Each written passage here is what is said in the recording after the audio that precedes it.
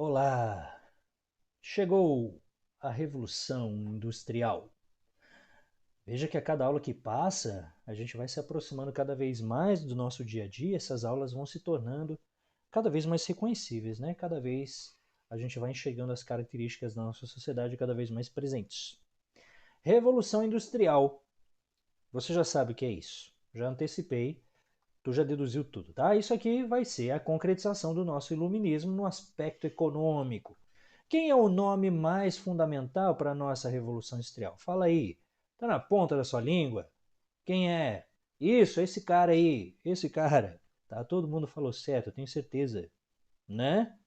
Adam Smith, certo? Adam Smith.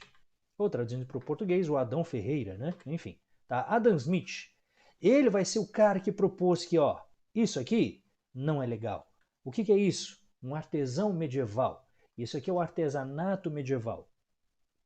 O que eu posso perceber do artesão, então? Como eu falei para você já na aula passada, ele faz todas as etapas. Olha a quantidade de ferramenta que tem aqui, ó. Tá vendo? Trabalha com a família, olha a esposa aqui, olha um aprendiz aqui, né? Um mini hobbit, né? E aqui você tem. O que é isso aqui? Isso aqui deve ser coisa de móveis, né? Enfim. Tá? Decoração de móveis, talvez, enfim. Daí o nosso marceneiro que trabalha em casa, numa oficina de artesanato, e ele faz todas as etapas do processo. Adam Smith diz que não, isso não é produtivo, demora demais. É necessário fazer o quê? Para a gente ter. Opa, deixa eu sair da frente. Para a gente ter uma transição para um modo mais eficiente de trabalho, nós temos que ter isso aqui, ó, tendo a aplicação do que? Como é que chama isso aqui, ó? Ah, eu tiro só o fígado. Ah, eu tiro só o rim. Ah, eu vou cortar só não sei o que, entendeu? Enfim, e cada um faz, oh, blub, blub, blub, cada um faz só uma etapa super rápido, num processo super repetitivo, tá? E assim ele fica super veloz e nós teremos então a indústria. Que processo é esse? A divisão social do trabalho, tá? O conceito de revolução industrial, o conceito que é a aplicação da teoria de Adam Smith, onde nós dividimos o trabalho aplicando o uso da razão, certo? O uso da razão no processo produtivo, cada um faz uma coisa, assim como funciona qualquer linha de produção hoje de qualquer fábrica. Um aperta um parafuso, outro solda não sei o que, outro cola um adesivo e só faz um processo repetitivo simples e ágil. E assim nós conseguimos produzir muito rápido e assim nós conseguimos atingir o progresso, tá? Com produtos muito baratos. E assim fica fácil de vender e toda a sociedade se melhora. Não demoraria para tudo isso aqui evoluir para a maquinofatura. A divisão social do trabalho nada mais é do que você olhar para a natureza e aplicar para a natureza padrões matemáticos para tentar prever o seu funcionamento. Isso se chama ciência. Essa ciência ela pode ser aplicada de outras formas também. Da mesma forma que eu posso dividir o ser humano se movimentando em padrões cientificamente pensados, eu posso usar a mesma ciência para fabricar a máquina, que tem exatamente o mesmo propósito, fabricar mais rápido. E é importante que a gente entenda, que todos nós entendemos, que a Revolução Industrial ela não faz parte de um processo evolutivo dentro daquela concepção clássica, né, que se produziu no século XIX, de que a sociedade evolui em direção ao positivo, de que toda a humanidade deve trilhar uma mesma linha reta, tá? Que existe uma espécie de destino evolutivo onde todas as espécies, inclusive o ser humano, vai se melhorando. Em nenhum momento Charles Darwin falou que evolução era melhoramento. Evolução significa transformação e adaptação, é só isso, tá? Enfim, a gente não pode falar que só porque a tecnologia ela está adquirindo níveis de produção cada vez mais complexos, de que isso significa que as sociedades industriais elas têm que ser necessariamente melhores, tá, do que as sociedades não industriais.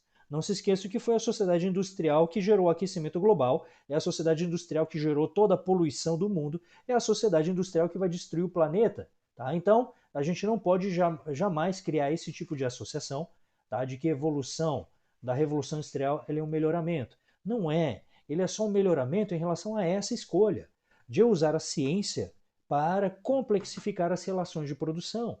Porque dentro de uma sociedade industrial, se não é vendável, geralmente não tem investimento. Olha as nossas universidades públicas.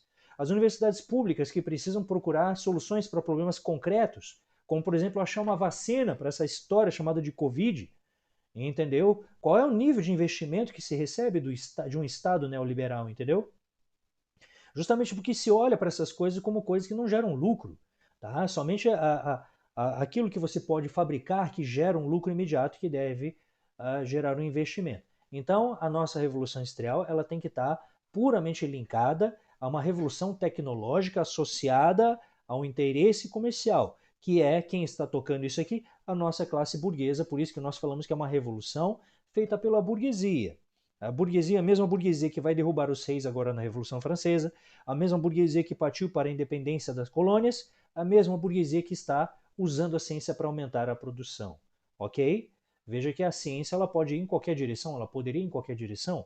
A gente podia dedicar todos os nossos esforços para salvar o meio ambiente, dedicar todos os nossos esforços, sei lá, para produzir a ciência da felicidade, a máquina da alegria, a máquina da união dos povos e das famílias, a pistola que destrói o preconceito, entendeu? Mas não, a gente optou por ficar fabricando coisas para vender e é assim que funciona, tá? Essa é a lógica criada pela Revolução Burguesa. Muito bem, continuando, por que a Revolução Industrial se iniciou na Inglaterra? Por que a Inglaterra? Era a Inglaterra que reunia os pré-requisitos básicos para que esse processo pudesse acontecer. Tá? Caso contrário, não rola. Se não tiver critérios como dinheiro, conhecimento, etc. Vamos ver então? Primeiro, nós tivemos aqui a dinastia Tudor, tá? Que desde sempre incentivou a manufatura de lã. Certo? Então, na verdade, isso aqui vem até bem anterior à dinastia Tudor. Nós temos aqui, como a Inglaterra sempre teve essa dificuldade de desenvolver o seu mercantilismo, né? Nós sempre tivemos essa coisa deles priorizarem bastante a manufatura de tecidos. A produção de tecidos é o know-how, né? É o, digamos assim, o carro-chefe dos ingleses, tá? Então, o que significa a política de cercamentos? Ela funciona essencialmente desse jeito aqui, ó, tá? A política de cercamentos é quando nós tínhamos os nossos antigos feudos. Ou não, cara. Pô, você faz tudo errado, meu. Aqui, ó. Tô falando com você. Vai. Quando nós tínhamos os nossos antigos feudos, ó, né? Esses feudos eles eram divididos em partes. A gente sabe que ao centro nós tínhamos aqui, ó, o nosso castelo feudal, tá? E ele era dividido em partes, onde a gente pode fatiar essas partes aqui, ó, né? Como, por exemplo, uma parte que a gente poderia chamar de manso servil, manso servil, o manso servil, tá? Que era basicamente onde ficavam os camponeses, tá? Os camponeses trabalhavam aqui, né? Nós tínhamos aqui também o chamado manso, o manso senhor, ô caneta, tu não ajuda, né? Manso senhorial, senhorial, tá bonito, né? Eu sei que seu caderno é bem melhor que isso aqui. Graças a Deus, pelo amor de Deus. Manso senhorial. E aqui nós tínhamos mais um pedaço de terras onde você tinha aqui floresta, você tinha aqui animais selvagens e às vezes também lavouras, né? Isso aqui, ó, era onde você tinha também servos que se eles conseguissem tempo extra, porra, obrigado, eles iam trabalhar aqui, que era o manso comunal, tá? O manso comunal. Pera aí, deixa eu fazer de novo, vai. Vamos lá. Desculpa aí, tá? Enfim, eu tive que refazer toda essa minha obra de arte. Eu levei tanto tempo para desenhar. Não ficou tão bom que no anterior, né? Mas tudo bem, vai. Aqui, o manso comunal era a região coletiva onde pessoas que tinham tempo podiam vir aqui plantar também, tá bom? Então, você tinha a floresta, tinha os animais selvagens, a carne vinha principalmente daqui, né? Eles não ficam que nem hoje nós criando gado para ficar dando trigo para o gado comer para depois você comer o gado, entendeu? O gado eles criam para ajudar a puxar o arado, né? Eles não usam tanto a pecuária como uma fonte principal de alimentação, porque isso gera um desperdício muito grande. Mas enfim, então a carne que eles comiam, boa parte era carne de caça. E desse manso comunal, então, o manso comunal era o lugar onde pessoas plantavam aqui também. Mas geralmente o que acontece? Com o passar do tempo, deixa eu trocar de cor aqui. Com o passar do tempo, eles vão começar a cercar aqui esse manso comunal, tá? Ups. Eles vão começar a cercar esse manso comunal, tá? E vão começar, tá? Eles vão cercar esse manso comunal e vão começar a expulsar as pessoas daqui, tá? Não só do manso comunal, tá? Várias outras partes aqui tá? Vão começar a ser cercadas e nós teremos aqui esse processo que vai desde muitos séculos na Inglaterra, ocasionando uma lenta transição, uma expulsão de pessoas do campo, onde essas terras elas foram cercadas. Para que o cercamento dessas terras aqui? Eles vão dedicar a produção de criação de ovelhas. Porque essa criação de ovelhas, ela gera a lã. E nós estamos falando de uma época onde a produção de tecidos está começando a ser cada vez mais prioridade dos governantes. Então a lã passa a ser mais lucrativa para boa parte da pequena nobreza que começa a adotar esse tipo de política, por ela ser mais lucrativa do que você ser um senhor feudalzão cheio de servos que produzem trigo, entendeu?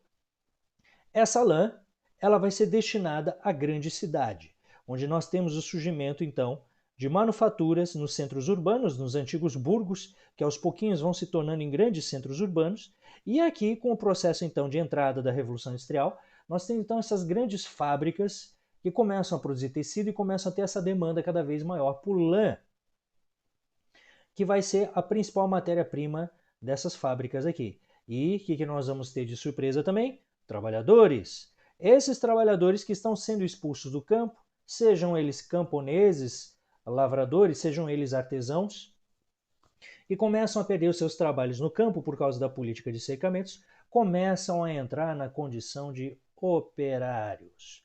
Tá? Então é fundamental que vocês entendam o processo de cercamentos, porque eu preciso que, para eu ter uma revolução industrial, eu preciso ter a garantia de duas coisas. Uma, eu preciso ter a garantia de que há uma demanda uma oferta de mão de obra, tá? E essas pessoas estão vindo do campo miseráveis, com uma mão na frente e outra atrás, esses operários, e há também uma grande oferta de matéria-prima. Sem matéria-prima e sem mão de obra, não há revolução industrial. Entendeu a política de cercamentos? Cercar terras, criar ovelhas para a produção de lã, expulsão de trabalhadores da terra, tá? Então, isso está entre os motivos de por que a Revolução Industrial começa na Inglaterra, por causa da política de cercamentos, certo? Em outros lugares, não há trabalhador para servir de operário, não há matéria-prima. Isso gera, então, disponibilidade de mão de obra e matéria-prima, e daí a gente vai ter os ingleses que vão desenvolver, então, mercantilismo comercialista. Eles vão, ao invés de se especializarem, ficar importando matéria-prima das colônias, não. A especialidade deles era vender tecidos para outros países. E aos pouquinhos eles dominaram os mares. Lembre-se de Oliver Cromwell, tá? Lembre-se também um pouquinho anterior a ele, a Elizabeth I. Eles foram dominando os mares e agora são eles os grandes fornecedores mundiais de tecido, tá? Ah, e o último elemento aqui, ó, o iluminismo. Eu não posso esquecer desse aqui também, tá? O iluminismo, tá?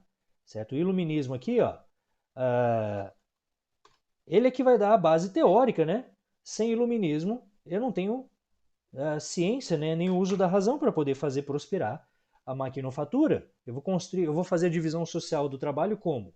Eu vou construir as máquinas como? Sem ciência, entendeu? Sem matemática, né? Tá certo? Então é isso. Então eu precisei de todos esses fatores para que a Inglaterra fosse o berço da Revolução Industrial. 1. Mão de obra e matéria-prima. 2. Dinheiro, já que eles passaram a dominar o comércio no Atlântico. Tá? E 3. Know-how, conhecimento. E agora a gente vai aqui numa parte super rápida. Quais foram as invenções marcantes da Revolução Industrial? Já chamo a tua atenção para isso daqui, ó.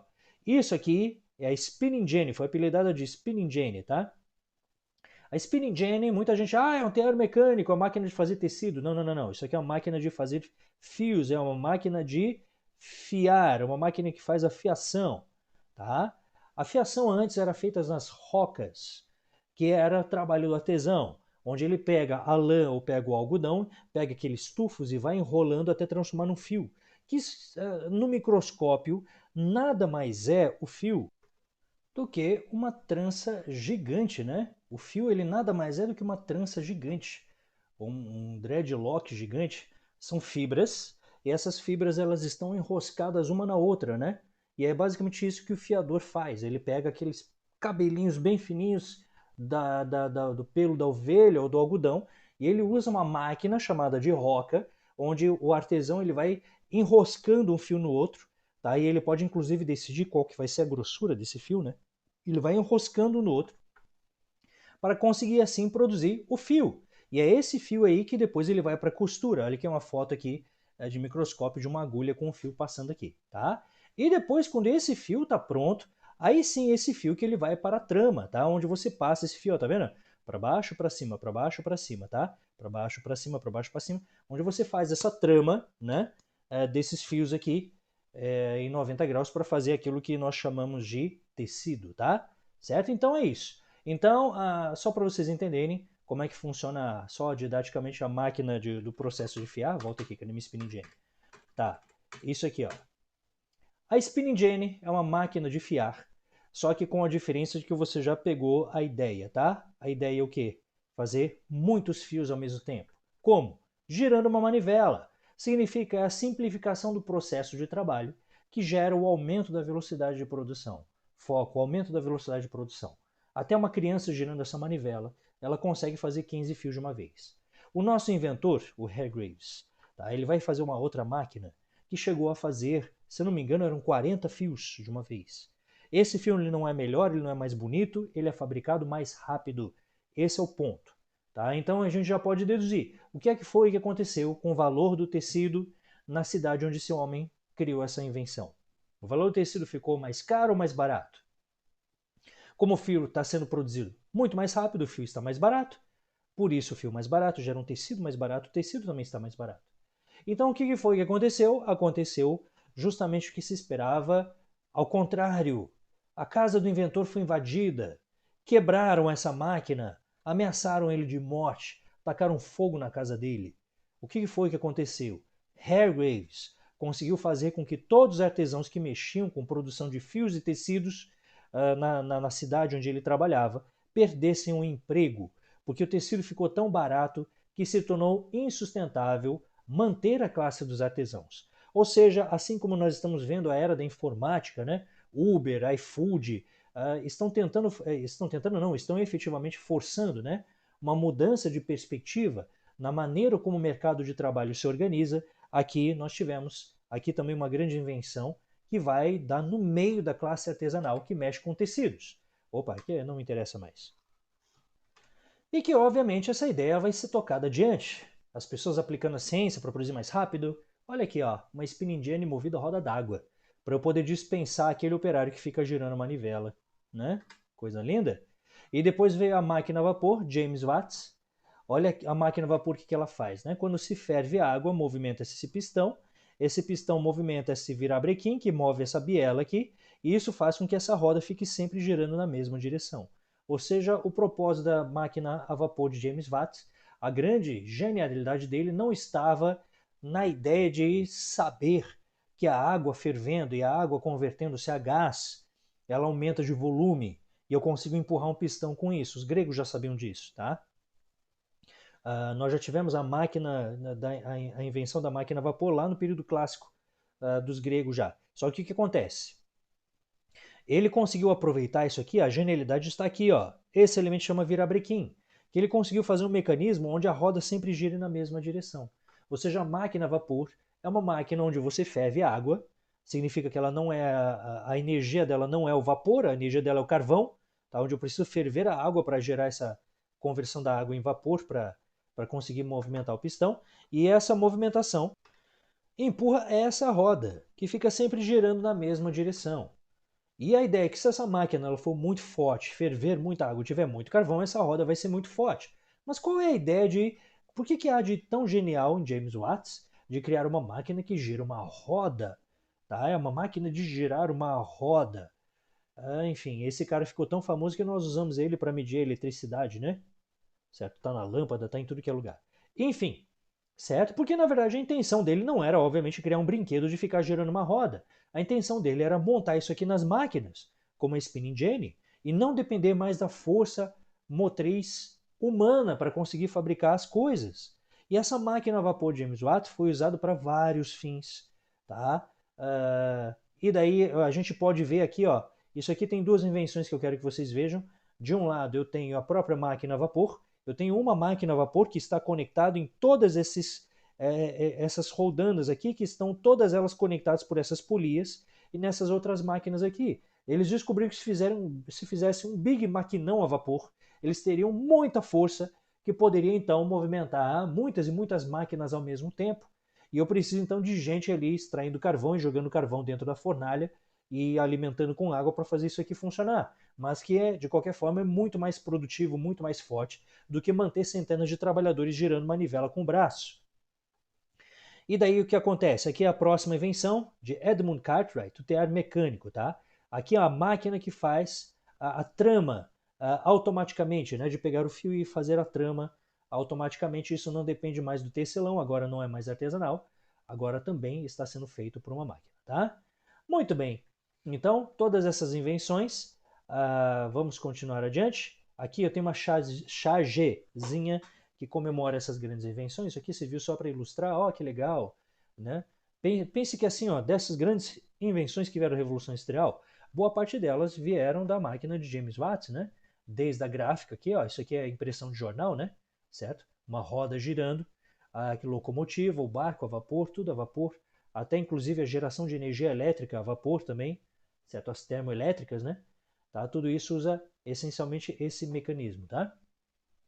Aqui só para você ter um pouquinho de noção visual aqui, as primeiras locomotivas da história, como é que elas funcionavam.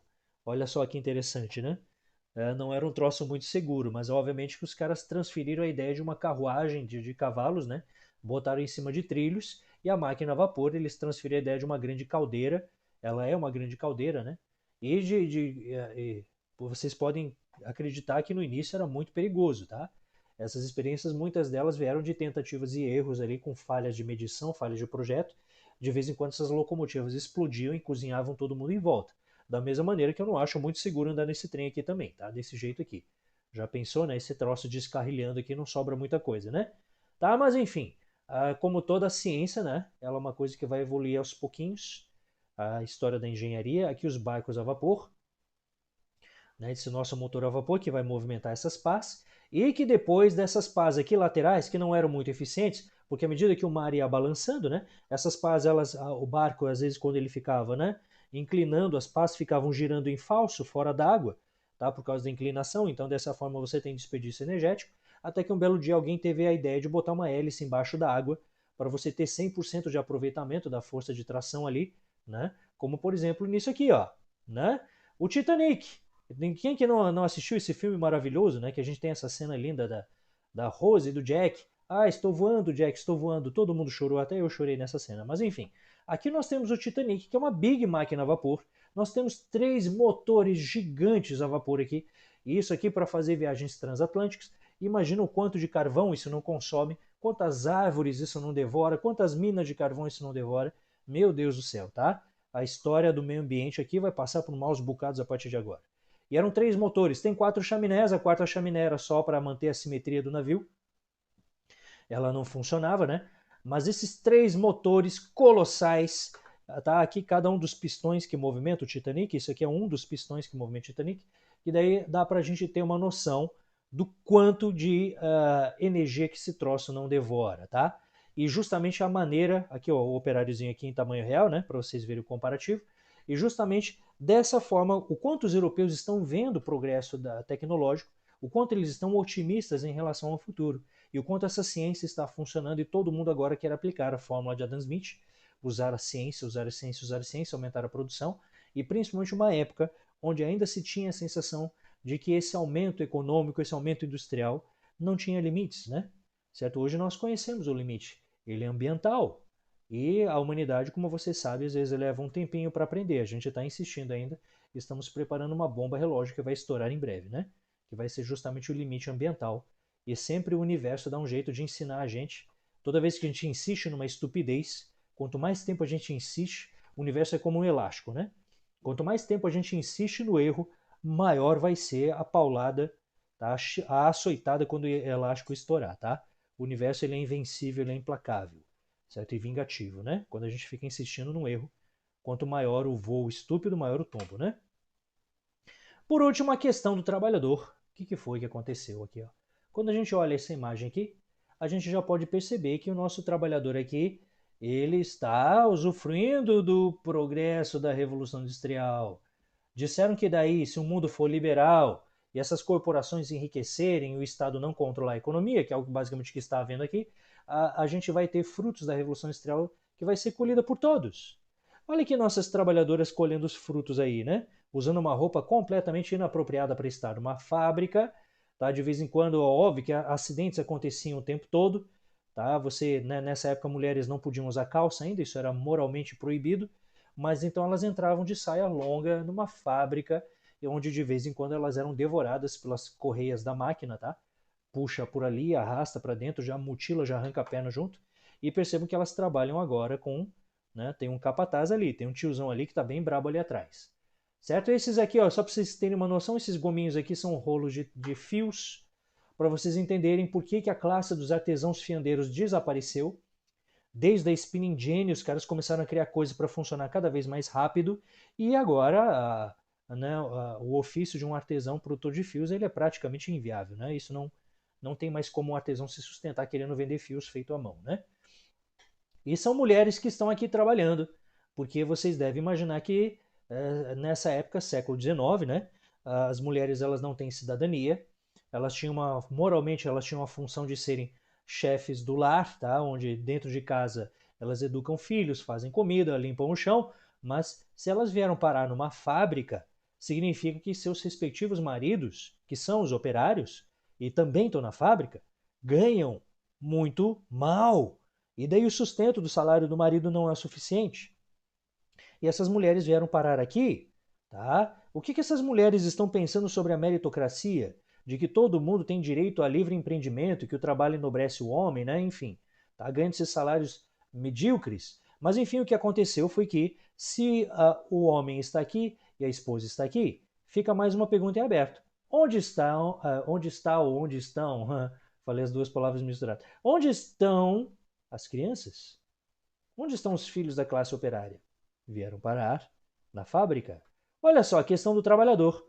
Tá? Baixos salários. Não se esqueçam que, inclusive, a maioria deles ou são artesãos falidos ou pessoas que vieram do campo, expulsas pela política de cercamentos, que eles não possuem outra alternativa de vida, tá? Eles não possuem outras oportunidades. Se eles não virarem operários de fábricas, eles são moradores de rua, não existe uma terceira opção. E daí? Vão trabalhar em longas jornadas, 12, 13, 14 horas por dia, exercendo então aquilo que a Dan Smith trouxe. Obviamente que a Dan Smith não havia previsto isso, mas trabalhos repetitivos, de ficar puxando a mesma manivela durante 12 horas por dia, durante 20 anos da sua vida. É óbvio que o ombro dali não sobrava nada, né? São pessoas profundamente machucadas, acidentes de trabalho, qualidade de vida, uma droga, entendeu? Nós tivemos aqui a exploração do trabalho infantil e feminino, né? Mulheres foram para a fábrica ganhando um salário ainda mais irrisório e crianças foram para a fábrica. Crianças aqui que não, né? Obviamente não existe proteção nenhuma à infância, são considerados apenas mini adultos que se movimentam de um jeito desengonçado, que são desobedientes e por isso tem que ser educado à força, e por isso crianças ganham pior ainda, a extrema pobreza, a urbanização precária. Tá? Esses trabalhadores, então, com seus salários de fome, certo? Eles não vão ter nenhuma perspectiva de melhoria de vida, porque o salário deles será pago dentro de um nível também racionalmente calculado, para que eles só tenham o suficiente para se alimentarem e voltarem para as fábricas vivos no dia seguinte. Certo? Está se desconsiderando qualquer ideia de luta pela dignidade ou respeito pela condição da felicidade humana aqui. Porque afinal o objetivo era gerar lucro, né? Se o objetivo era gerar lucro, esse objetivo já está sendo cumprido. Ninguém disse que o lucro era de todos, né? Tá? Então a urbanização precária, esses caras aqui, ó, perderam os meios de produção. Significa que conceito é esse que eu preciso dominar? O artesão, ele dominava os meios de produção, ou seja, significa os meios para produzir algo, tudo estava na mão do artesão. A matéria-prima, as ferramentas, o conhecimento, ou seja, tudo era de posse do artesão. Mas a partir do momento que esses operários que estão vindo do campo miseráveis se transformaram em puxadores de manivela, ele não é dono da máquina, ele não é dono da ferramenta, ele não tem o conhecimento de como se monta o produto. Então significa que o trabalhador solitário fora da fábrica, ele não produz mais nada. Ele não tem onde produzir seus alimentos, não tem onde produzir suas roupas e não tem como produzir qualquer coisa que seja para vender. resta para ele somente submeter-se a vender o único elemento que falta dos meios de produção, que é a sua força de trabalho. A força de ficar erguendo caixas de tecido, a força de puxar a manivela, a força de apertar parafuso. Tá? Então eles perderam os meios de produção, sobrando somente um, que é a força de trabalho, a força do seu braço, a força do seu corpo, e é isso que ele acaba vendendo, tá? Para tentar sustentar a sua família, tá? Esses trabalhadores foram submetidos então a condições inumanas de vida, morando em cortiços sem nenhum saneamento básico, com epidemias frequentes, famílias que vão falindo, pais que morrem, crianças abandonadas, tá? Pessoas que perderam o emprego da fábrica, que viram mendigos. É uma realidade extremamente difícil, tá? Peste negra, varíola, gripe, tá? Aqui, crianças na linha de produção. Veja que as criancinhas aqui, elas fizeram questão de botar a melhor roupinha que elas tinham, porque ganharam uma fotografia. Fotografia nessa época era uma coisa cara, então para eles era um evento de gala, né? As famílias botaram a melhor roupinha, emprestou a roupinha do vizinho, que tem um trajezinho, botaram bonitinho, porque até este momento, moralmente, ninguém considerava infame você ter crianças numa fábrica, crianças analfabetas numa fábrica que trabalham fazendo movimentos repetitivos e degradantes durante 14 horas por dia, que nunca terão acesso a uma escola e que frequentemente se submetem a acidentes de trabalho. Vocês podem ver a exposição das correias aqui para fora, que frequentemente engolem os dedinhos, tá? Engolem o braço, tá? Veja que essa foto aqui ela foi feita enquanto uma foto que pretendia mostrar algo bonito e que para nós hoje nós temos plena consciência da infâmia que é esse explorar o trabalho de crianças, né? Olha aqui, né? As crianças que elas são menores, elas passam com mais facilidade por baixo das máquinas, têm dedinhos mais finos, né? Reclamam menos, apanham e se tornam submissas, entendeu? Ah, mas elas não se machucam? Se machucam. O que acontece quando elas se machucam? Você substitui, porque a Revolução Industrial ela teve essa característica também, a facilitação das etapas de produção. Então não precisa treinamento para ensinar uma criança, tá, a puxar uma manivela, certo? Então é essencialmente esse o destino sólido que elas tiveram. Você pode ver aqui então o trabalho nas minas de carvão. Esse aqui é o processo de triagem, né, a separação, né, do minério, né? E daí aqui as crianças trabalhando. Veja que você tem aqui criancinhas de 4, 5 anos que já entraram na linha de produção e que ficam aqui respirando essa poeira durante o dia todo. Muitas delas vão acabar falecendo lá aos seus 15, 16 anos de idade, né? Certo? Por causa de contaminação, por causa que elas vão aspirar uma grande quantidade de toxinas, de metais pesados e também uma doença muito frequente em regiões que trabalham com mineração de carvão, o enrijecimento da parede pulmonar, né? Por causa do acúmulo de fuligem. E aqui do lado vocês podem ver também um operário sênior. Esse aqui foi promovido a capataz, ó, tá vendo? Tá? É dessa maneira que ele, abre aspas, coordena a linha de produção. Ou seja, todos os operários dessa época, da primeira e da segunda Revolução Industrial, estão o tempo todo sujeitos a se machucarem, o tempo todo sujeitos à violência física, a apanharem fisicamente, porque não há ainda direitos trabalhistas previstos, não há uma simpatia por parte dos donos de fábrica, tá? Não há valores constituídos ainda. Ninguém estabeleceu qual é o código de ética que deve funcionar no ambiente de trabalho numa sociedade industrial. Essa fotografia aqui serve para ilustrar como é que funcionava nas galerias dentro das minas de carvão. Preferiam-se crianças, tá? Porque crianças elas têm mais facilidade para entrar nos túneis das minas de carvão para extraírem o minério de carvão, né? Os adultos não passam, não conseguem ficar em pé ali. Então as crianças conseguem entrar com mais facilidade para arrastar os carrinhos e assim elas permanecem o dia inteiro ali embaixo, extraindo minério de carvão durante 6 dias por semana, durante 12 horas por dia, tá? É uma realidade muito triste. Aqui a fotinha mais triste de todas, isso aqui é um asilo norte-americano, certo? São crianças que foram aposentadas de uma indústria de tecidos norte-americana e perceba que as máquinas sempre feriam a perna, né? Então são crianças que já têm problema sério de mobilidade, elas não são mais produtivas e agora são as entidades religiosas que vão decidir sobre o destino dessas crianças aí, tá?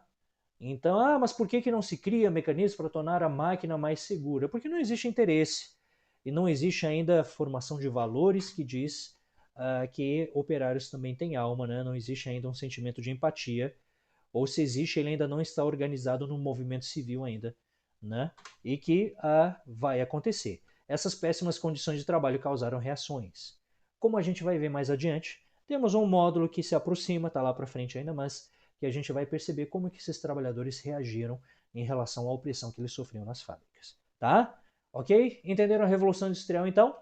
Então era isso, tá? Ah, e não se esqueça a questão ambiental, certo? Toda a nossa discussão ambiental, toda essa postura ambiental que nós temos hoje de ficar entupindo o oceano de plástico e ficar gerando gases de aquecimento global, tudo isso começa com a Revolução Industrial.